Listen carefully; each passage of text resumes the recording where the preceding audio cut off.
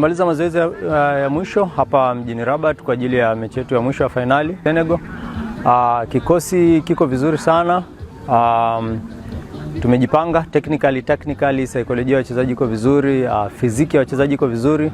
So tunamshukuru Mungu kwa kila mchezaji ambaye tunamtarajia yuko vizuri na yuko tayari kwa ajili, kwa sababu sisi kazi yetu viwanjani tumeshamaliza, maana yake kazi inabaki zaidi kwenu kutupa nguvu na maombi ili vijana waweze kupata nguvu na utimamu wao sawa sawa, ili tuweze kucheza aina yetu ya mchezo ambaye itamfurahisha kila Mtanzania ambaye ataangalia mchezo. Kama kawaida mchezo utakuwa rahisi kwa sababu sisi tumejipanga, lakini nao wamejipanga. Kwa hiyo maana yake tutaanza mchezo kwa kujihami, lakini pia baadaye sasa tutajaribu na sisi kutumia ule ubora wetu tuliokuwa nao kuona kama tunaweza kupata nafasi. Kwa majina naitwa Isa Musa Chole, ni mchezaji wa timu ya taifa na 17. Sisi kama timu tumejiandaa vizuri kuelekea mchezo wa finali.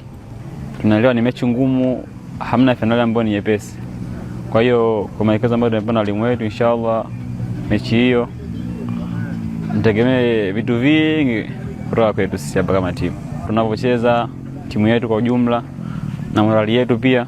Kwa hiyo wategemee kitu ambacho ni bora zaidi kuliko game nyingine ambazo zimepita nyuma yetu.